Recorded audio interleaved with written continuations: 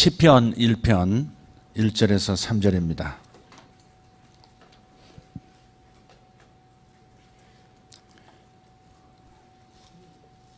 시편 1편 1절에서 3절 같이 찾으셨으면 봉독하겠습니다. 복 있는 사람은 악인들의 꾀를 따르지 아니하며 죄인들의 길에 서지 아니하며 오만한 자들의 자리에 앉지 아니하고 오직 여호와의 율법을 즐거워하여 그의 율법을 주야로 묵상하는도다. 그는 시냇가에 심은 나무가 철을 따라 열매를 맺으며 그 잎사귀가 마르지 아니함 같으니 그가 하는 모든 일이 다 형통하리로다. 아멘. 시편 1편이 왜 이런 내용으로 시작되는 것일까요? 시편이 150편인데 왜 이런 내용으로 시작하게 되는 것일까? 조금 우리 구약 성경의 구조를 한번 살펴보면서 그 까닭을 한번 이해하고 여기에 담긴 신학적인 의미, 여기에 담긴 하나님의 뜻을 살펴보고 그 뜻을 붙잡고 묵상하고 기도할 수 있기를 바랍니다. 구약 성경을 이제 39권이죠. 신약이 27권이고 구약 성경을 분류하는 방법이 있습니다. 두 가지 방법이 있는데 하나는 마소라 사본이라는 게 있습니다. 또 하나는 70인 역본이라는 게 있습니다. 70인 역이라는 게 있습니다. 이 두 개가 뭔지를 설명을 해드릴게요. 공부를 좀 이렇게 재미있어 하시는 분들은 살피셨겠지만 원래 구약 성경 39권의 원본은 없습니다. 모세가 썼고 예언자들이 썼고 또 수많은 시인들, 왕들이 썼던 원본 문서는 없습니다. 수천 년 흐르면서 그것이 소실이 된 거죠. 그런데 어떻게 구약 성경이 이렇게 있느냐? 그것은 원본을 보고 그것을 카피한 성경이 있습니다. 그걸 사본이라고 그러죠. 원본을 번떠서 필사한 겁니다. 그래서 그 필사해서 보관하고 또 많은 사람에게 읽혀지기 위해서 또 다른 필사본들이 만들어주고 원본은 없다 하는 것을 먼저 생각하시고 사본이 있다. 근데 사본도 원본을 그대로 맨 처음 필사한 사본이 있는 게 없습니다. 사본의 사본, 사본의 사본, 또 사본의 사본. 여러 세대를 걸치면서 원본 사라지고 원본하고 글자 하나도 틀리지 않을 가능성이 많은 첫 번째 사본도 없는. 그렇기 때문에 참 이게 여러 가지로 이제 곤란해졌습니다만은 분명한 것은 이것을 생각해야 합니다. 그들은 하나님의 말씀을 1.1획이라도 틀리게 하지 않으려고 노력했다고 하는 것은 분명합니다. 그래서 그에 대한 신뢰는 가지고 있어야 합니다. 그런데 이 사본들 중에서 사본을 가지고 다른 나라 히브리 말로 된 사본을 헬라 말로 번역한 구약 성경이 있습니다. 그게 바로 70인역입니다.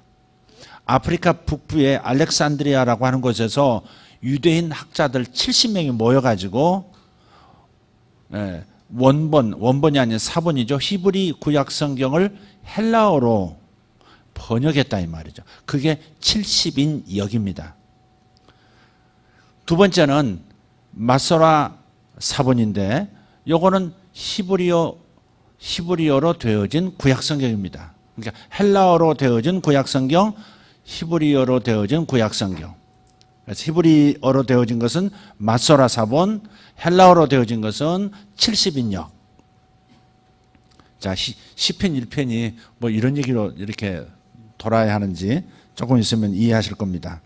그런데 한글 성경은 내용을 마소라 사본을 따랐습니다. 내용을 히브리어로 된 구약 성경을 그대로 번역했다 이 말이죠. 그런데 배열, 창세기, 출애굽기, 레위기부터 시작해서 말라기까지 39권의 그 순서 배열은 70인역을 참고했어요. 그러니까 내용은 히브리어로 된 구약성경인데 순서는 70인 번역본으로 했다 이 말이에요. 헬라어 번역본으로 했다 이 말이죠. 근데 여기가 문제가 좀 있는 거예요. 그게 뭐냐면 배열과 내용은 순서를 바꿨다고 해서 내용이 바뀌지 않을 건데 무슨 문제가 되겠느냐 하지만, 그러나 원래 원본에서 그대로 필사한 사본인 히브리어 구약 성경은 다 의미가 있는 겁니다. 왜 이렇게 배열했을까? 그 내용과 관계가 다 있다 이 말이죠. 역사 서술도 이런 순으로 배열했다는 것은 역사를 보는 관점, 역사의 중심축을 가지고 그렇게 배열한 거거든요. 마찬가지예요. 그래서 내용과 배열은 굉장히 의미가 있는 겁니다. 그런데 우리는 한글 성경을 번역할 때 내용은 그대로 히브리어 성경 원래 원본대로 가져왔으면서 배열은 헬라어 순서대로 왜 했을까 하는 겁니다. 여기에서 이제 문제가 조금 큰 문제는 없다 할지라도 성경을 이해하는 데 있어서 참 중요한 것을 놓칠 가능성은 있습니다. 그래서 이것을 좀 설명을 좀 더 자세히 해보도록 하겠습니다. 히브리어 구약 성경을 타나크라 그래요. 그 히브리어는 39권을 셋으로 구분을 합니다. 첫째는 오경, 그걸 토라입니다. 토라. 창세기, 출애굽기, 레위기, 민수기, 신명기, 모세 오경. 이걸 토라라고 해요. 두 번째는 예언서입니다. 예언서는 느비딤이라고 해요. 느비딤. 그리고 세 번째로 나눠지는 것은 시가서입니다. 아니, 성문서입니다. 그걸 케투빔이라고 해요. 케투빔. 그런데 우리가 이제 요게 이제 히브리어 성경이에요. 히브리어 번역본인데, 히브리어 구약 성경인데 70인역에서 구분하는 순서는 먼저는 토라, 그건 분명해요. 두 번째는 역사서입니다. 역사서. 그 다음 예언서. 그리고 성문서. 그리고 70인역에는 제2 경전이라는 부분이 있습니다. 그건 외경에 속하기 때문에 우리는 그걸 사용하지 않습니다. 정경으로 인정하지 않습니다. 그래서 우리 성경이 70인역과 비슷하게 이런 순서로 이렇게 배열이 되어 있다 이 말이죠. 오경, 역사서, 예언서, 그리고 성문서 이렇게 구분되어 있어요. 자, 그래서 아까 말씀드렸던 히브리어 구약 성경 타나크라고 하는 것은 토라 할 때 T자하고 느비딤 예언서 할 때 N자하고 케투빔 성문서 할 때 K하고 요 세 자음 사이에다가 A를 넣었어요. 그래서 타나크 혹은 타낙 이렇게 얘기해요. 그 히브리어 구약 성경을 타나크 혹은 타낙이라고 해요. 그 타나크라고 한 이유를 말씀드렸습니다. 근데 여기서는 히브리어 구약 성경에는 역사서가 빠졌어요. 우리가 언뜻 보기는 역대상, 역대하, 열왕기상, 열왕기하 이런 이야기들은 역사서, 이스라엘 역사거든요. 근데 역사서라고 구분을 하지 않고 이 역사서들을 전부 예언서라고 해요. 다 그러진 않아요. 예언서라고 말을 해요. 무슨 말이냐? 세상 사람들은 역사를 인간이 만들어간 역사라고 생각하죠. 보통 역사 그러면 그 시대마다 사람들이 살아가면서 만드는 이야기들, 그들이 살아간 이야기들, 그게 역사죠. 그런데 이스라엘 사람들이, 히브리인들이 생각하는 역사라는 것은 역사라는 단어 자체가 없습니다, 사실. 역사라는 단어가 자체가 없다는 것이 의미심장해요. 그들이 생각하는 역사라고 한다면 역사는 뭐냐? 하나님이 말씀하셨고 하나님은 말씀하신 대로 그 일을 다 성취시키셨다. 그게 역사인 거예요. 역사가 따로 있는 게 아니에요. 인간이 이루어간 것이 아니고 하나님이 말씀하셨고 하나님은 말씀하신 대로 그대로 다 이루셨다. 역사가 있다면 그게 역사다 이 말. 그래서 그런 면에서 역사는 예언인 겁니다. 이스라엘 사람들에게 있어서 예언이 역사고 역사가 예언이. 하나님이 예언하신 대로 말씀하신 대로 다 이루어지더라. 그게 역사인 거예요. 이스라엘 사람들이 생각하는 역사인 겁니다. 자, 그래서 역사서라는 건 없어요. 히브리어 구약성경 타나크에서는 역사서라는 게 없습니다. 오직 예언서가 있고 성문서만 있을 따름입니다. 보통 이제 토라는 오경 아까 말씀드렸고 예언서는 여호수아부터 시작합니다. 그리고 주로 하게스가라 말라기까지 예언자들의 예언이 다 들어갑니다. 거기에는 열왕기 상하도 다 들어갑니다. 그런데 성문서에 케투빔에 가서 케투빔의 시작은 성문서의 시작은 시편으로 시작합니다. 그리고 거기에 역대상, 역대하가 들어가 있습니다. 자, 그러니까 맨 처음 창세기로만 성경 전체로 말하면 구약성 전체로 말하면 창세기가 맨 앞에 있고요. 구약성경의 히브리인의 구약성경의 맨 마지막은 역대하서가 맨 마지막입니다. 우리는 말라기서로 돼 있죠. 그런데 그것은 70인역의 구조를 가져왔기 때문에 말라기로 끝나는 거지. 원래 히브리어 구약성경은 역대하가 맨 마지막입니다. 역대상하. 자, 그것에 대해서 이제 신약성경 예수님께서 특별히 뭐라고 말씀하셨는가를 이따 좀 살펴보고요. 먼저 찾아볼 것은 신명기 34장 10절입니다. 찾아보십시오. 신명기 34장 토라의 맨 마지막이죠. 신명기 34장 10절 말씀 같이 읽겠습니다. 그 후에는 이스라엘에 모세와 같은 선지자가 일어나지 못하였나니 모세는 여호와께서 대면하여 아시던 자요. 그래서 이스라엘에 모세와 같은 선지자가 일어나지 않았다. 모세를 지고한 권위로 높인 겁니다. 모세 이상 가는 사람이 없다라고 모세를 높인 것은 인간 모세를 그를 자신을 높이려고 하는 게 아니라 모세는 하나님과 대면해서 하나님의 말씀 토라를 창세기부터 신명기까지의 말씀을 그대로 받아서 그대로 전해 주었기 때문에 그래서 이 토라 하나님이 주신 가장 중요한 이 토라의 말씀 구약 모세 오경의 이 말씀이 가장 선두에 서야 하고 가장 중요한 신앙의 근본 토대가 되어야 한다는 입장에서 모세를 높인 겁니다. 모세와 같은 인물이 없었다라고 모세를 높인 것은 모세를 높이고자 한 것이 아니라 모세를 통해서 주신 하나님의 5권의 책, 이게 너무 중요하다는 겁니다. 이게 항상 이스라엘 신앙의 가장 기초요, 가장 앞서는 것이고 다른 것은 훼손된다 할지라도 훼손돼서는 절대 안 되는 하나님의 말씀이 바로 토라라고 이스라엘 사람들은 생각하고 있고 하나님도 그렇게 인정하시는 겁니다. 그거에 대해서 우리가 이제 좀 예수님께서 어떻게 생각하셨는지를 좀 살펴보고 예수님께서 어떻게 인정하셨는지를 한번 봅시다. 누가복음 24장 44절. 자, 나왔나요? 누가복음 24장 44절 같이 읽어볼까요? 또 이르시되 내가 너희와 함께 있을 때 너희에게 말한 바 곧 모세의 율법과 선지자의 글과 시편의 나를 가리켜 기록한 모든 것이 이루어져야 하리라 한 말이 이것이라 하시고 그랬어요. 예수님께서도 예수님 당시에 구약성경의 구조가 이렇다는 것을 보여주시는 거예요. 예수님의 말씀에서 요 셋으로 나눠졌다는 걸 볼 수 있습니다. 첫째 모세 오경, 모세의 율법 그랬죠. 자, 두 번째는 뭐예요? 느비딤, 예언서, 그죠? 선지자들의 글. 세 번째는 성문서, 시편으로 시작되는 성문서라고 하는 겁니다. 예수님께서 그렇게 말씀하심으로써 예수님 당시에 구약성경의 구조가 이랬었다 하는 것, 순서가 배열이 이랬었다는 것을 엿볼 수 있게 해주는 대목입니다.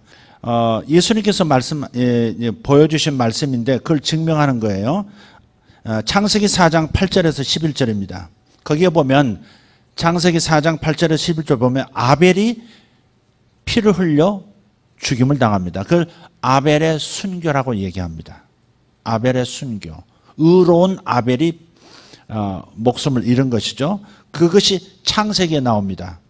그리고 역대하서, 그러니까 히브리 구약 성경의 맨 처음 창세기에 아벨의 순교부터 시작해서 구약 성경의 맨 마지막 역대하 24장 20절에서 22절을 보면 또 다른 순교가 나옵니다. 읽어보겠습니다. 이에 하나님의 영이 제사장 여호야다의 아들 스가랴를 감동시키심에 그가 백성 앞에 높이 서서 그들에게 이르되 하나님이 이같이 말씀하시기를 너희가 어찌하여 여호와의 명령을 거역하여 스스로 형통하지 못하게 하느냐 하셨나니 너희가 여호와를 버렸으므로 여호와께서 또 너희를 버리셨느니라 하나 무리가 함께 꾀하고 왕의 명령을 따라 그를 여호와의 전 뜰 안에서 돌로 쳐 죽였더라. 자, 그래서 요아스 왕이 이와 같이 스가랴의 아버지 여호야다가 베푼 은혜를 기억하지 아니하고 그의 아들을 죽이니 그가 죽을 때 이르되 여호와는 감찰하시고 신원하여 주옵소서 하니라. 자, 요아스라는 왕 때에 여호와 제사장 대제사장 여호와의 아들 스가랴가 그들이 자꾸 왕과 함께 이스라엘이 유다가 범죄함을 보고 그 죄를 책망합니다. 왜 스스로 형통하지 못할 우상숭배와 하나님의 말씀을 순종하지 않냐고 거역하느냐고 하는 지적을 이렇게 합니다. 그래서 요아스 왕이 듣기 싫은 거죠. 그래서 그의 측근들과 함께 스가랴를 성전으로 유인해서 거기서 죽입니다. 그 피가 성전에서 제단에서부터 성전 그 돌계단까지 흘렀다는 겁니다. 근데 그 스가랴가 죽으면서 사가랴 그렇게 되어 있죠. 스가랴입니다. 사가랴 혹은 스가랴가 죽으면서 주님 감찰하시고 신원하여 주옵소서. 신원이 뭐예요? 보복입니다. 복수해 주시옵소서. 여러분 이것은 구약에도 있고요. 저 천상에도 있습니다. 천상에 먼저 간 순교자들이 천상에 있는 제단 아래에서 언제까지 우리가 흘린 피를 이렇게 눈 감으시렵니까?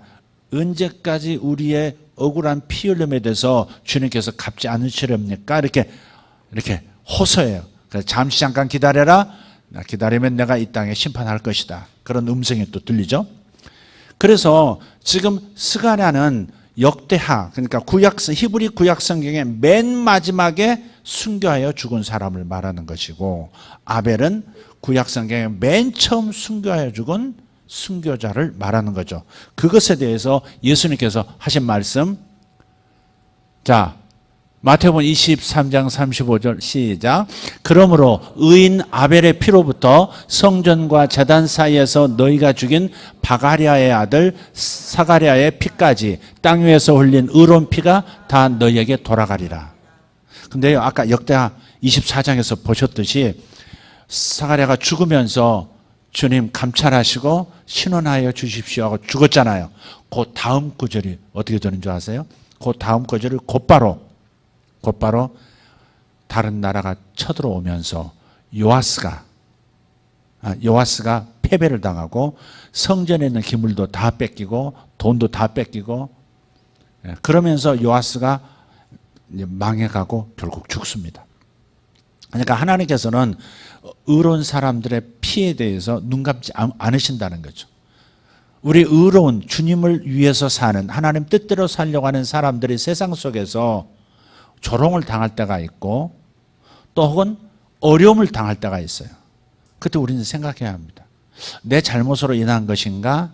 내가 하나님 뜻대로 살려고 했는데 저들이 하나님을 싫어해서 하나님을 따르는 삶을 싫어해서 저들이 나를 박해하고 고통을 주는 것인가? 그렇다면 우리는 할 말이 있는 것이고 하나님께 대해서 응답하실 때가 있다는 겁니다. 오늘 이런 그 문자를 하나 받았어요. 그 동성 부부가 생일 축하하기 위해서 결혼 축하한지 모르겠는데 축하를 위해서 케이크를 만들어 달라고 찾아왔습니다. 근데 케이크 그 주인 필립스라고 하는 이 남자가 크리스찬인 거예요. 내 신앙 양심으로, 내 사회적 가치로 나는 이것을 축하해 주는 이런 케이크를 만들 의무가 없다. 나는 거절한다. 그래서 고소가 됐고, 그래서 이 대법원 판결까지 몇 년 전입니다. 대법원 판결이 곧 난다고 해요. 콜롬비아 주에서는 이미 이 사람은 성차별을 했기 때문에, 성차별주의자이기 때문에, 그래서 차별금지법에 의해서 이분은 감옥을 살고 또 벌금을 내야 되는 상황입니다. 그래서 일반 법원, 그 다음 고등법원, 대법원까지 지금 온 거예요. 어떻게 결론을 내릴지 모르죠. 어떻게 결론을 내릴지 모르지만 미국 법무부에서 자기의 재능을, 자기가 원치 않는 신념을 위해서 사용하는 것을 거절할 자유가 있다라고 하는 미국 법무부 의견을 그 대법원에 지금 제출한 상황입니다. 그러니까 미국 행정부는, 트럼프 정부는 이런 부분에 있어서 이런 오히려 역차별당하는 소수의 동성애자들을 위해서 다수가 희생을 당해하고 그들을 떠받들한 이 부당한 상황에 대해서 이제는 제동을 걸어야 된다는 입장은 분명합니다.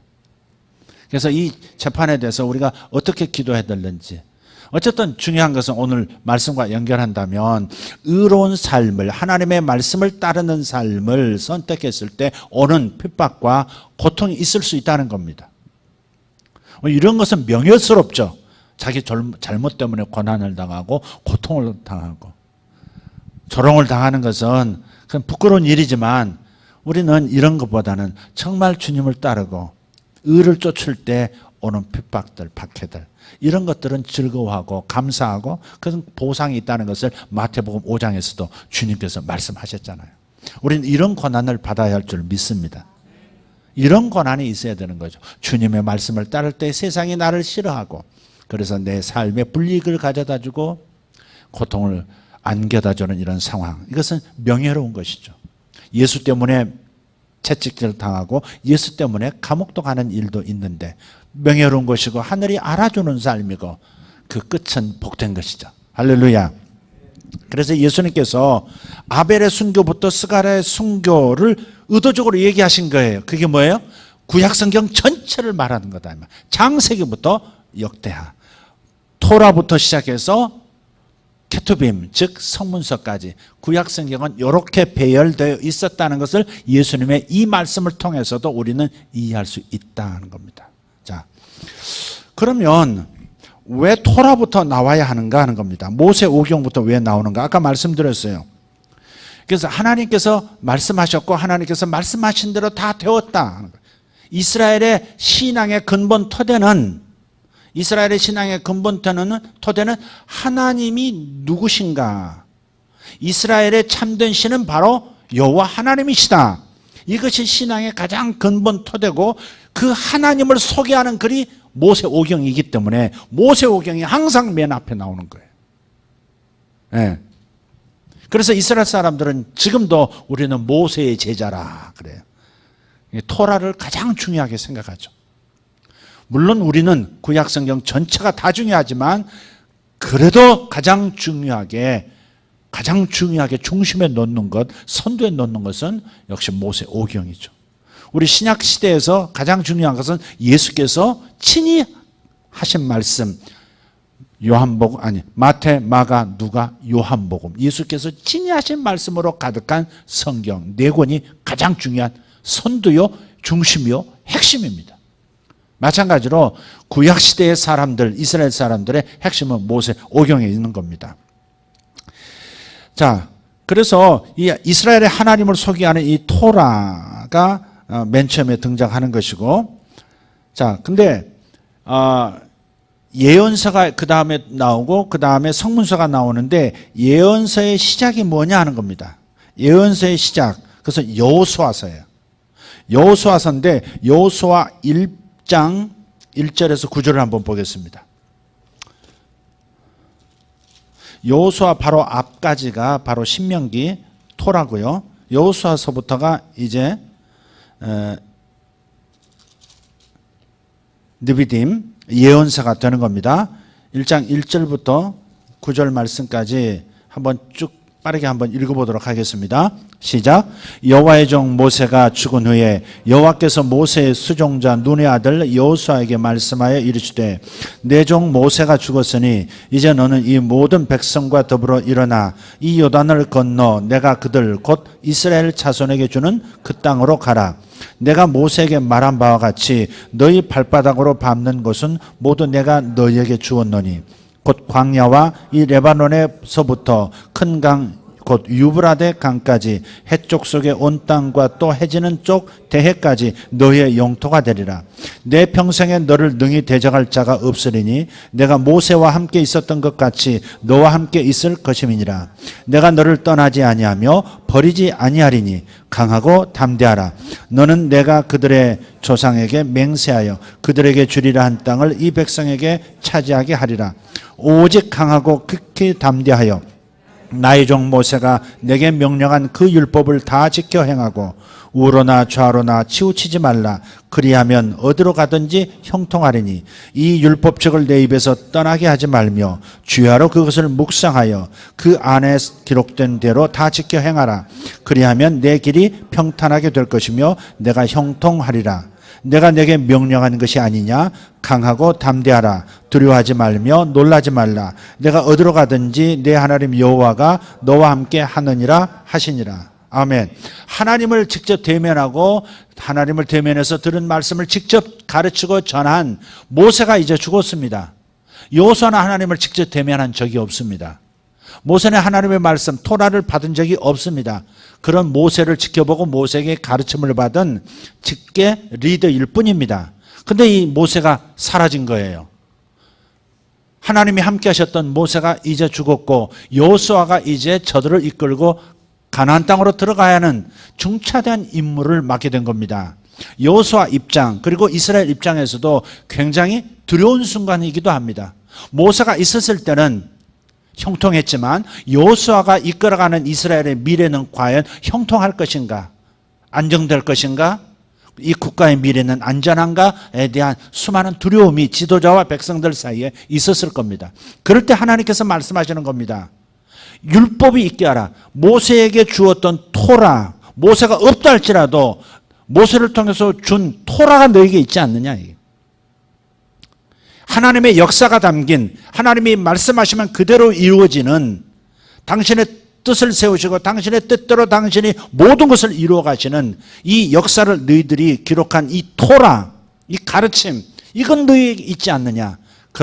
그러니까 여호수아야 너와 이스라엘 백성은 이 율법의 말씀을 주야로 묵상하고 이 말씀대로 지켜 행하라. 그러면 형통할 것이다. 지금 첫 번째 율법의 말씀 토라를 모세오경을 묵상하라. 주야로 묵상하라. 그리고 두 번째 그 말씀을 지켜 행하려고 노력하라.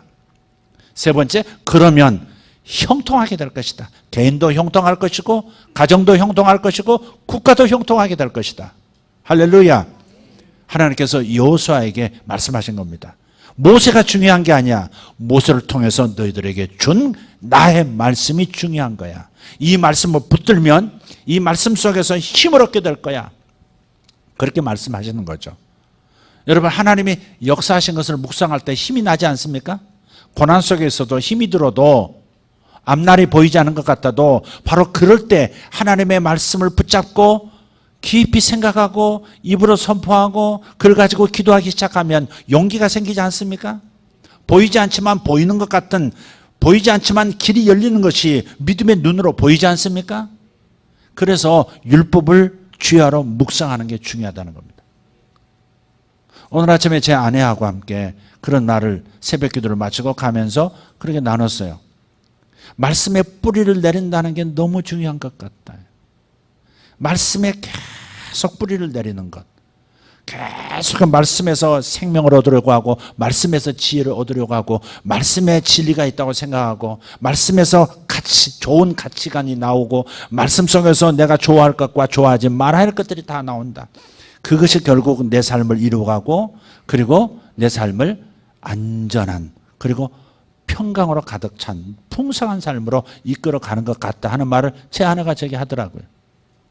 그래서 생각하면서 제가 오늘 이 말씀을 좀 나누고자 하는 겁니다. 율법의 말씀이 매우 중요합니다. 하나님 주신 최초의 말씀이 매우 중요했던 거죠. 그런데 그 말씀을 지금 예언서가 시작되는 여호수아 맨 첫 서두에 지금 그 말씀을 다시 반복하는 겁니다. 바로 그 말씀을 묵상하고 그 말씀을 지켜 행하면 그 말씀대로 형통하게 될 것이다. 자, 그런데 이제 수많은 예언자들이 예언하고 그 일이 이루어지기도 하고 백성들이 거절해서 심판이 오기도 하고 여러 가지 복잡한 과정 속에서 결국은 모든 예언자들의 시대가 끝났습니다. 예수님이 오시기 직전 400년 동안엔 선지자가 나타나질 않았습니다. 예언자의 시대가 끝난 거예요. 그때 구약 시대는 예언자의 목소리가 더 이상 들리지 않습니다. 그저 있는 거라고는 모세오경 예언자들이 남긴 그 기록들만 있을 뿐입니다. 그래서 예언자의 음성을 통해서 하나님의 음성을 들어야 될 텐데 우리가 무엇을 잘해야 되는지 무엇을 못하고 있는지 어떻게 해야 승리하고 어떻게 해야 이스라엘이 안전하게 살아갈 수 있는지에 대해서 예언자들이 있어야 할 텐데 예언자들이 사라져버렸으니 모세가 사라진 것은 물론이고 예언자들마저 다 사라져버렸으니 우리는 어떻게 이제 하나님의 뜻대로 하나님의 나라로서 이스라엘이 이제 살아가야 할 것인가에 대한 두려움이 또 생긴 거죠. 그럴 때 바로 성문서의 시작, 오경, 예언서, 성문서로 마감되는 구약성경의 맨 마지막 구조의 첫 번째가 시편입니다. 성문서의 시작은 바로 시편이죠. 그래서 시편에서 동일한 말씀을 하는 겁니다. 시편 1편이 150편의 시편 중에서 맨 앞에 오는 이유가 바로 여기 있는 거예요. 의도적으로 맨 앞에 놓은 겁니다. 그래서 시편 1편 1절에서 3절을 보면 여호수아서 1장 1절에서 9절의 말씀과 똑같다는 것을 발견하게 될 겁니다. 구약 성경은 이런 구조로 초지일관 말씀하고 있는 거예요. 다시 한번 시편 1편 1절부터 3절을 우리 한번 큰 목소리로 한번 읽어보도록 하겠습니다. 복 있는 사람은 악인들의 꾀를 따르지 아니하며 죄인들의 길에 서지 아니하며 오만한 자들의 자리에 앉지 아니하고 오직 여호와의 율법을 즐거워하여 그의 율법을 주야로 묵상하는 자로다. 그는 시냇가에 심은 나무가 철을 따라 열매를 맺으며 그 잎사귀가 마르지 아니함 같으니 그가 하는 모든 일이 다 형통하리로다. 아멘. 모세 시대에 정탐꾼 12명의 정탐꾼이 가나안을 정탐하고 돌아와서 보고할 때 10명의 정탐꾼이 악평을 하면서 실수하죠. 여호수아와 갈렙 이 두 사람만 빼놓고 나머지 10사람이 엉뚱한 레포트를 냅니다. 그 땅 들어가면 다 죽는다. 거인족이고 완벽한 성벽이 쌓여져 있고 저들은 강력한 무기로 무장하고 있는 아주 조직된 군대가 있는 그러한 가나안 7족속이 차지하고 있다. 하나님이 주시겠다고 얘기했지만 우리 들어가면 다 죽는다. 차라리 애굽에서 죽는 게 나았고 아니면 광야에서라도 다 죽는 게 나았을 거다. 들어가면 우리 자식들 다 죽는다. 우리 형제 부모 다 죽는다. 그러면서 밤새도록 10명의 정탐꾼이 두려움에 휩싸여서 울기 시작합니다. 그러니까 백성들도 따라서 전부 울고불고 난리가 났습니다. 그리고 여호수아와 갈렙이 일어나서 안온시키면서 그렇지 않다. 하나님 주신 땅은 아름다운 땅이고 젖과 꿀이 흐르는 땅이고 맞다. 하나님께서 우리에게 주신 땅이 맞다. 너무너무 좋은 땅이다. 애굽 땅과는 전혀 다른 차원의 땅이다. 하나님이 꼭 집어서 선택해 주신 땅이 맞으니 우리 들어가서 차지하자. 그렇게 외쳤음에도 불구하고 10명의 목소리가 백성들의 그 두려운 마음을 삼켜버린 거죠. 자, 그런데 왜 그렇게 그 결과로 바로 들어갈 수 있는 가나안 땅을 40년 동안 들어가지 못한 채 가데스 바네아로부터 시작해서 광야에서 40년을 보내지 않습니까? 그렇게 애굽에서 나왔던 1세대는 여호수아 갈렙 외에는 전부 다 죽었지 않습니까? 왜 이런 결과를 빚었습니까? 묵상하느냐 묵상하지 않느냐의 차이인 겁니다. 하나님께서 이미 가나안 땅을 얼마나 아름다운 땅인지 보여주셨고 그것이 얼마나 가치가 있는지 보여주셨을 뿐만 아니라 그 땅은 나를 통해서 능히 너희들이 점령할 수 있을 것이다.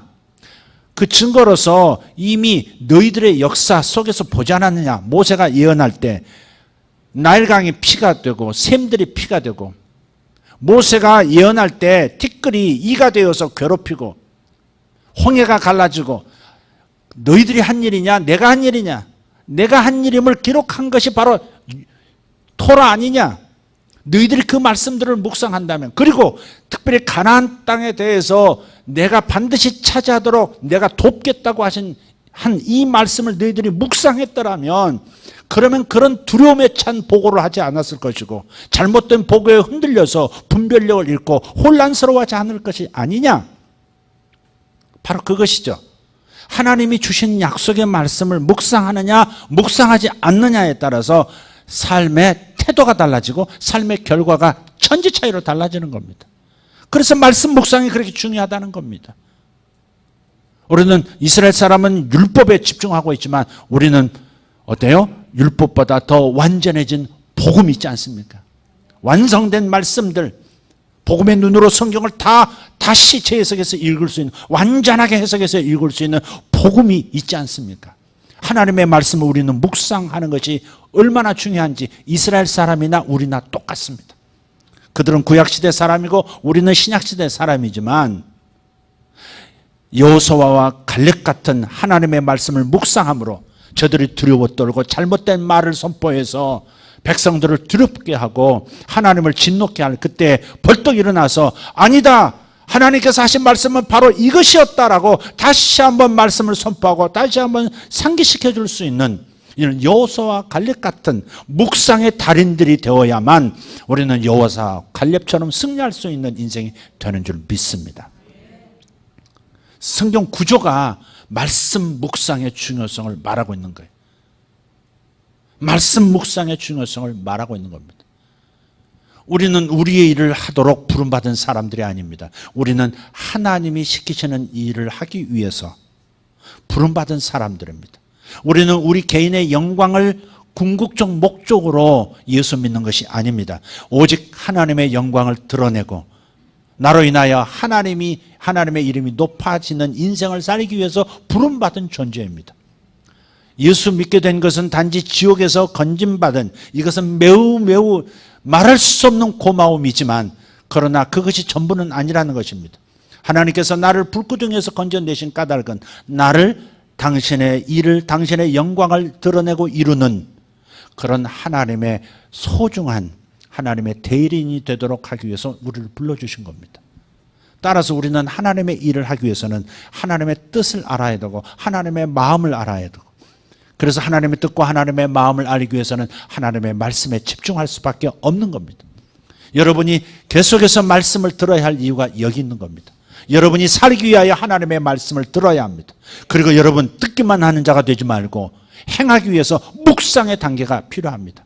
말씀을 깊이 묵상할 때 내가 말씀에 뿌리를 내리는 사고방식을 갖게 되고 말과 행동이 하나님의 말씀과 다 함께 되어 있고, 그러한 삶을 살 때 진짜 형통한 삶이 되는 겁니다.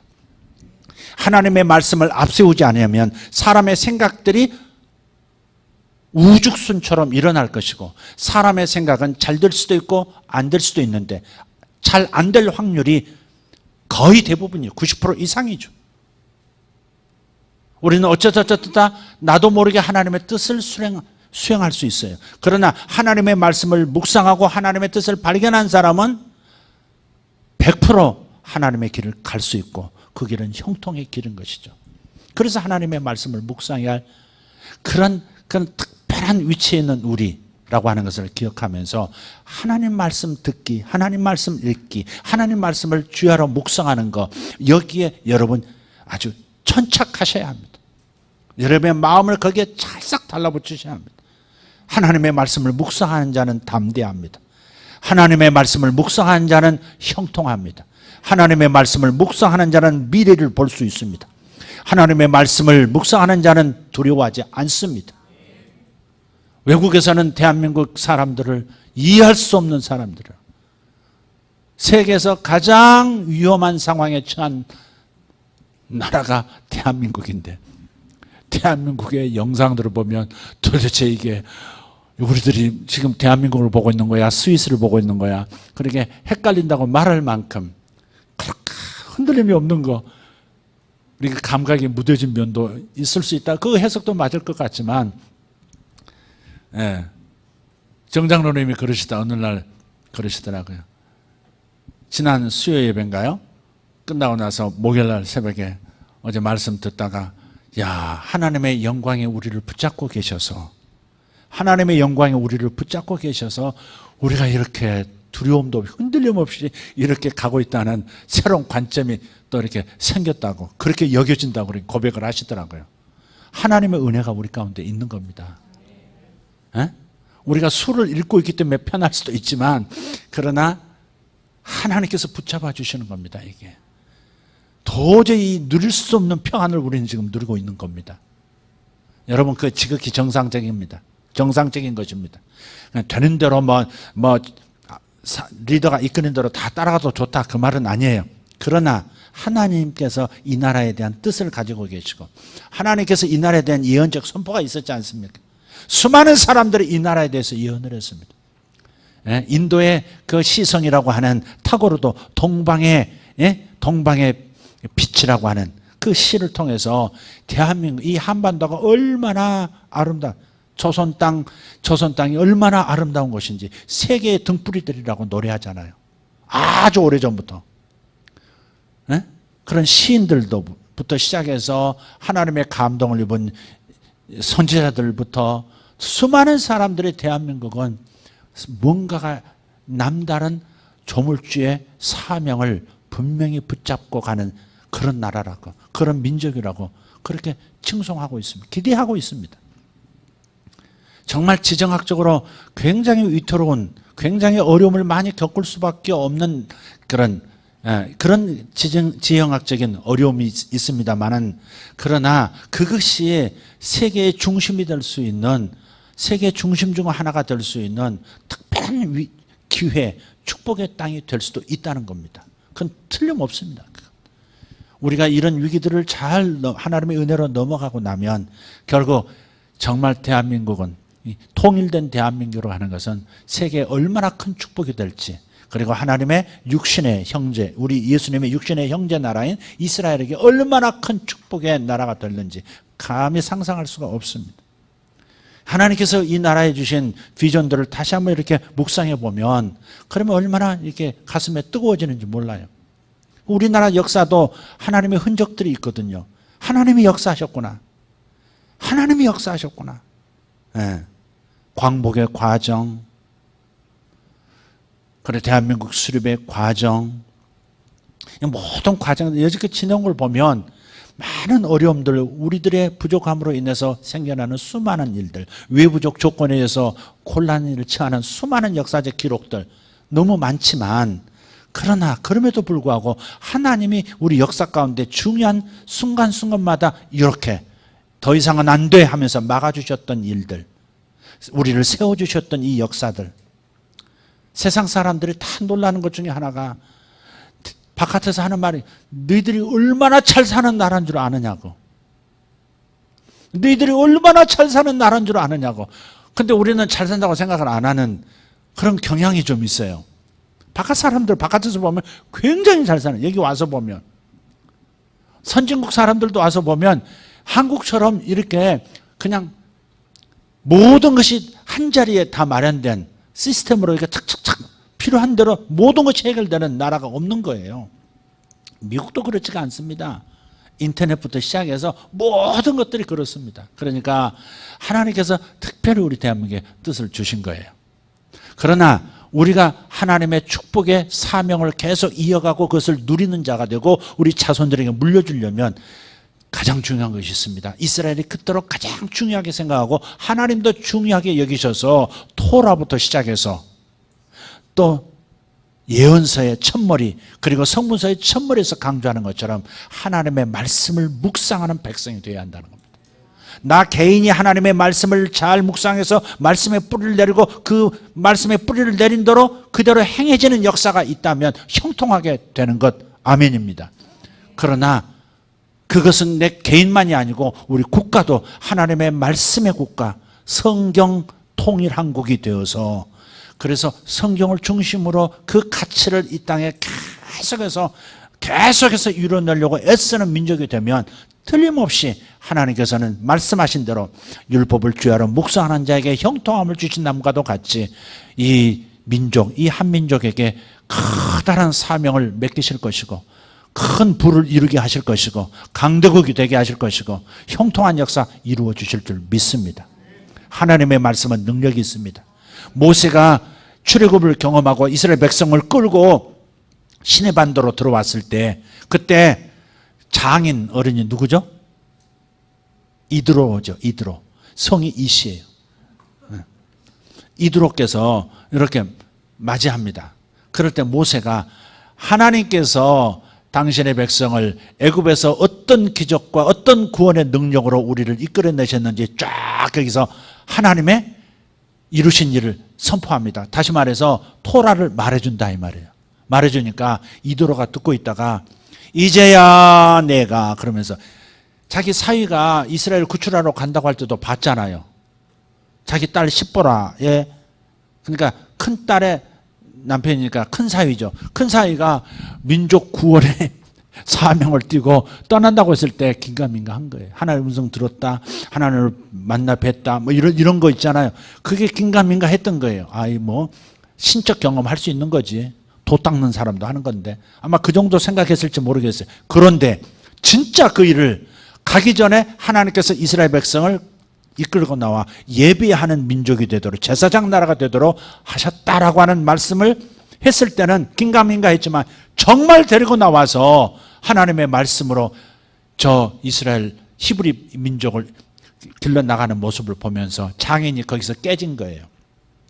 그게 토라의 능력, 그게 말씀의 능력인 겁니다. 하나님께서 하신 일을 쫙 얘기하니까 성령이 역사하셔서 이들의 마음에 정말 신앙 고백이 나오는 겁니다. 이제야 여호와가 이스라엘의 참 하나님인 것을 알았도다 그래요. 이제야 이스라엘의 하나님을 내가 알았도다. 이게 신앙 고백이 거기서 나오는 거예요. 그게 말씀의 능력이에요. 여러분 우리가 말씀을 묵상해서 말씀을 경험하는 것이 중요해요. 주일마다 간증하는 거 있잖아요. 하나님의 말씀을 제가 계속해서 붙잡았습니다.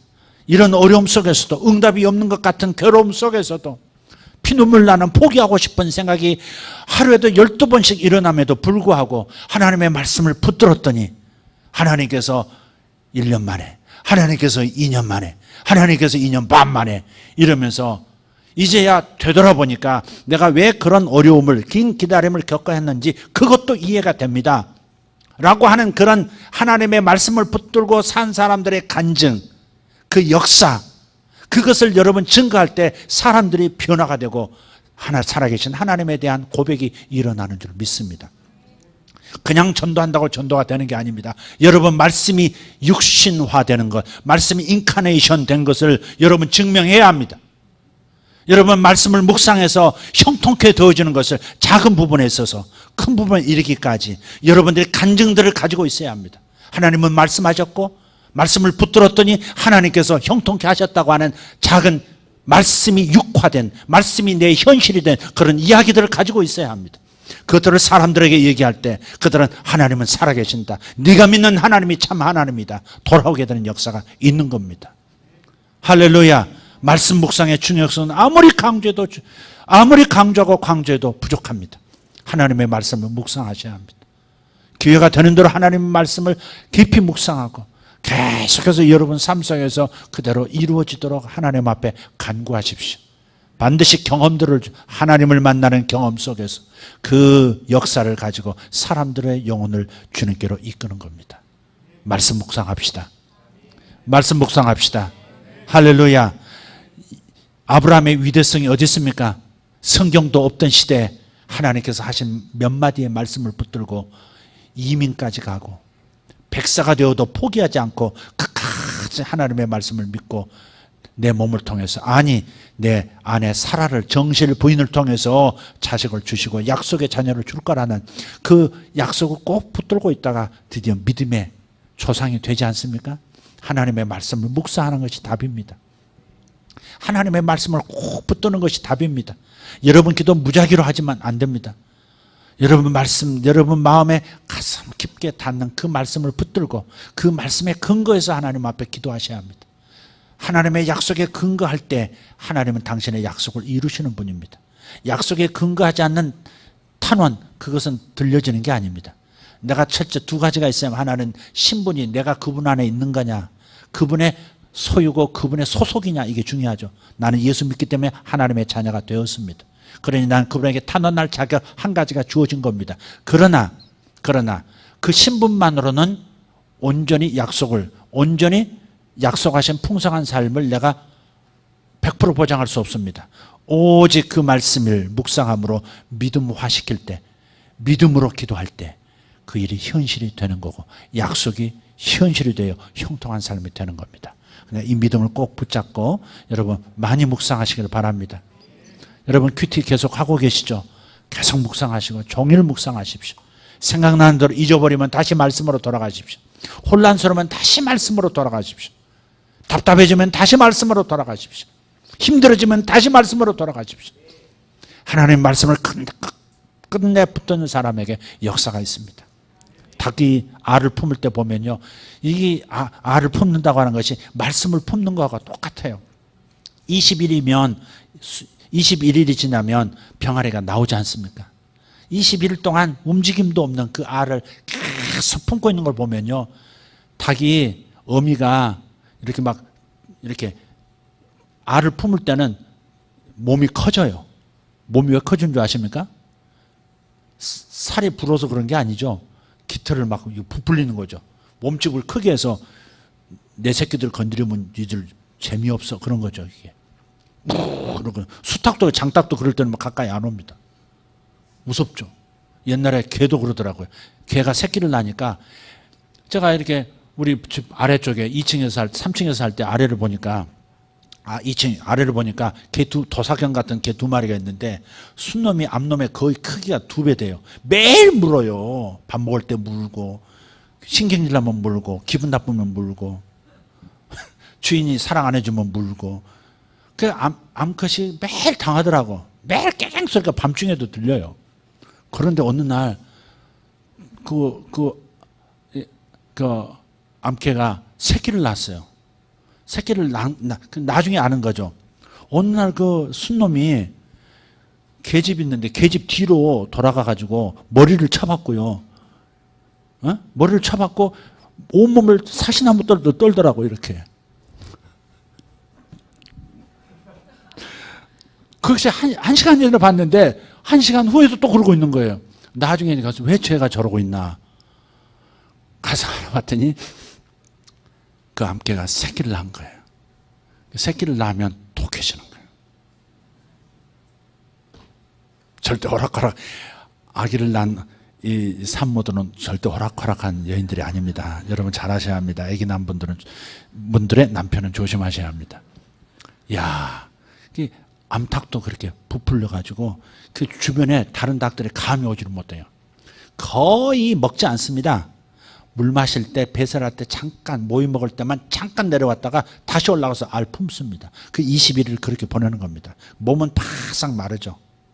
그러나 털은 이렇게 하자면 몸은 바싹 마른 거예요. 그게 바로 품고 있는 거예요. 생명을 탄생시키고 알을 살아있는 형체로 돌아다니도록 살아있도록 만드는 것은 그만큼의 집중력이 필요한 거죠. 나는 말씀의 묵상을 그렇게 좀 표현하고 싶어요. 닭이 알을 품듯이 그렇게 말씀을 품는 자, 열기가 식어지지 않도록 잠깐 모이 먹고 잠깐 물 마시고 잠깐 배설하고 얼른 올라서 다시 딱 앉듯이 틈만 나면 계속해서 나를 축복하시고 나를 사랑하시는 그분의 말씀을 계속 묵상할 때 그 말씀 속에서 하나님의 사랑이 느껴지고, 하나님의 사랑은 내게 믿음을 주고 소망을 주고, 그래서 끝까지 버틸 수 있도록, 하나님의 약속을 이루실 때까지 견뎌낼 수 있도록 하는 하나님의 역사도 일으키는 겁니다. 그러니까 여러분 닭이 알을 품듯이 하나님의 말씀을 품으셔야 합니다. 그러면 역사가 반드시 일어날 줄 믿습니다. 말씀 묵상하기를 바랍니다. 할렐루야. 여러분 결정하십시오. 오늘 내가 어떤 말씀을 어떻게 묵상할 건가. 지금 여기 나오신 분들 생각해 보세요. 목장 모임할 때도 이렇게 하셔야 합니다. 목장들 대화를 가끔 오가면서 듣습니다. 들었던 말씀을 다시 한번 자신의 삶에 적용해서 다시 한번 나누는 시간이었으면 좋겠는데 대부분 그렇게 하고 계시지만 그러나 어떤 목사님 지나가다 보면 그냥 얘기하는 거예요. 그냥. 근데 한 번 그러면 좋은데 반복해서 그럴 때도 있더라고요. 그러니까 들려진 말씀, 읽은 말씀, 묵상한 말씀을 다시 한번 되새김질하는 겁니다. 마치 소가 먹었던 음식 위에서 끄집어내서 제2위로 또 넣고 다시 끄집어내서 다시 또 자르게 해서 3회 2로 넣고 4회 2로 넣고 이러듯이 그것이 바로 묵상하는 겁니다. 그래서 소를 먹고 양은 먹을 수 있지만 되새김질하는 짐승에 고기는 먹을 수 있지만 되새김질을 못하는 짐승은 먹을 수 없도록 하나님 말씀하신 거예요. 돼지는 절대 되새김질을 하지 않습니다. 돼지는 절대 되새김질을 하지 않습니다. 양과 소가 되새김질합니다. 우리가 그렇게 살라고 하시는 말씀이죠. 그러니까 말씀만이 생명이고 말씀이 답이고 말씀이 여러분의 미래입니다. 여러분의 미래를 말씀 묵상으로 열어가시는 그런 축복이 있으시길 바랍니다. 기도합시다.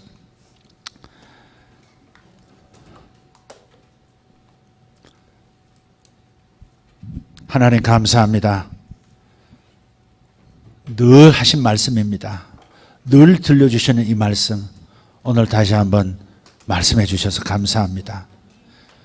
이스라엘이 40년간 패배의 길을 걸었던 까닭이 말씀 묵상이 빠졌던 말씀 묵상을 생략했던 10명 정탐꾼의 그 실수 때문인 것을 이 치명적인 실수를 우리도 가끔 반복할 때가 있습니다.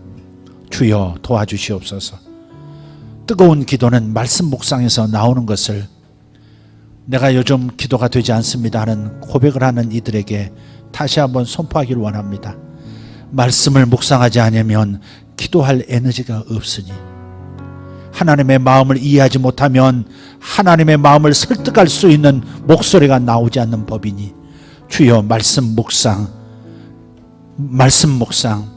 기도가 식어진 이들에게 다시 한번 도전으로 주시옵소서. 아버지 하나님, 미래에 대한 불안과 두려움들 말씀 묵상하지 않아 용기가 사라진 타심을 선포합니다. 아버지 하나님 도와주시옵소서. 오늘 주님께서 우리 속에 말씀만은 묵상하자고, 한마디 말씀이라고 묵상하고 하나님의 역사를 묵상하고 하나님께서 말씀하시면 반드시 이루시는 그 이야기들을 묵상함으로 내 삶 속에서도 그대로 이룰 것이라고 하는 확신 속에 걸어가는 우리 성도들 되기를 소망합니다. 이 시간 주님 앞에 주여 말씀 묵상의 종이 되기를 원합니다. 그러신 분들 일어나셔서 함께 기도했으면 좋겠습니다.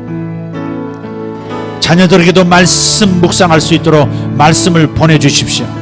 멀리 있는 자녀들에게 여러분이 감동받고 여러분이 묵상하고 있는 여러분이 깨달은 특별한 말씀들을 보내주십시오. 아들아 이 말씀을 묵상하거라. 딸아 이 말씀으로 엄마 아빠 힘을 얻고 있다. 그렇게 보내주십시오. 여러분 자신에게 말씀 묵상을 자꾸 권고하십시오. 목자들은 목원들에게 말씀 묵상을 권고하십시오. 요수아가 형통할 수 있었던 것은 말씀을 묵상한 까닭이었고 말씀 묵상을 통해서 말씀을 지킬 수 있는 능력을 얻었기 때문에 형통하게 된 것이라고. 아버지 하나님, 리더들이 그렇게 증거하게 도와주시옵소서. 아버지, 가족들을 전도하지 못해서 애타는 성도들, 말씀 묵상의 결과 말씀 묵상을 통해서 하나님의 역사를 경험한 이야기들, 그 이야기들을 간증할 수 있는 이들이 되게 하여 주시옵소서. 아버지 하나님, 무력한 전도자, 아버지 하나님, 가족을 전도할 수 있는 전도자로 변화시켜 주시옵소서. 말씀을 경험하게 하여 주시옵소서. 말씀을 현실 속에서 경험하여 간증하게 도와주시옵소서. 주여 내게 간증을 주시옵소서. 내가 간증을 얻기 전에 말씀을 묵상하기를 소망합니다. 주여 말씀 묵상의 능력을 부어주시옵소서. 말씀 묵상의 능력을 통해서 간증거리를 주시옵소서. 주여 삼창하고 기도하겠습니다. 주여 주여 주여. 할렐루야. 우리 아버지 감사합니다. 영광을 우리 하나님 찾습니다. 아버지여 감사합니다. 우리를 불러 말씀의 사람들 되게 하심을 감사합니다. 말씀을 주야로 묵상하는 자, 시냇가에 심겨진 나무처럼 계절마다 열매를 맺고 그 잎사귀가 마르지 않게 될 것이라. 말씀이 없는 자들은 악인들처럼 혀가 바람에 날리는 것처럼 날려가는 인생이 될 것이라. 하나님의 말씀을 버린 자 하나님도 버린다 하셨습니다. 율법을 버린 자 나도 내 자식을 버리리라 하셨습니다. 하나님의 말씀, 하나님의 약속, 하나님의 역사, 아버지 우리의 마음에 생생하게 살아있게 하여 주시옵소서. 아버지여 감사합니다. 하나님의 말씀을 묵상하고 하나님의 말씀을 암송하고 하나님의 말씀을 공부하고 하나님의 말씀에 침잠하게 하여 주시옵소서. 주여 도와주시옵소서. 위대하신 하나님, 우리 선생님들에게 말씀 묵상이 있게 하여 주시옵소서. 아버지 사역자들에게 말씀 묵상이 깊어지게 하여 주시옵소서. 아버지 하나님, 지도자들에게 말씀 묵상이 있게 하여 주시옵소서. 아버지 목자들에게 말씀 묵상이 넘치게 하여 주시옵소서. 아버지 하나님, 세상에서 리더가 되어야 할 사람들, 세상의 머리가 되는 사람은 말씀을 붙잡은 사람이요 말씀을 묵상하는 자인 줄 믿습니다. 세상을 바꿀 수 있는 사람, 말씀을 묵상하는 사람인 것을 믿습니다. 위대하신 하나님 찬송합니다. 하나님, 말씀대로 됩니다. 말씀대로 됩니다. 약속대로 됩니다. 말씀대로 됩니다. 아버지 감사합니다. 하나님의 영광은 말씀 안에 있습니다. 말씀을 품은 자 그의 삶이 영광되리라. 말씀을 간직한 자 그의 삶이 형통하리라. 말씀을 품은 자 세상을 변화시키리라. 아버지 감사합니다. 영광이 우리 아버지 하나님, 아버지 하나님 감사합니다. 오직 말씀, 오직 말씀. 루터의 종교개혁 오직 말씀에 있었나이다. 말씀을 묵상할 때 루터가 등장했습니다. 말씀 묵상에서 루터가 등장했고, 말씀 묵상에서 칼빈이 등장했고, 말씀 묵상에서 즈밍글리가 등장했습니다. 말씀 묵상에서 어거스틴이 등장했고, 말씀 묵상에서 위대한 하나님의 종들이 등장하고 세상이 변화가 되었나이다. 하나님의 말씀이 나를 변화시키고, 하나님의 말씀이 세상을 변화시키고, 하나님의 말씀이 나의 삶의 수준을 아버지 다르게 만드는 것을 믿습니다. 아버지, 우리 삶의 퀀텀 도약이 일어나게 하여 주시옵소서. 아버지, 비상한 도약이 우리 삶 가운데 있을 줄 믿습니다. 말씀을 품은 자 도약이 있으리라. 말씀을 품은 자 도약이 있으리라. 말씀을 품은 자 점핑이 있을 것이라. 할렐루야. 아버지 감사합니다. 하나님의 말씀을 묵상하고 하나님 선포된 말씀, 기록된 말씀을 묵상하여 승리하는 자 되기를 원합니다. 위대하신 하나님을 찬양합니다. 위대하신 하나님을 찬양합니다. 감사합니다. 아멘. 주여 감사합니다.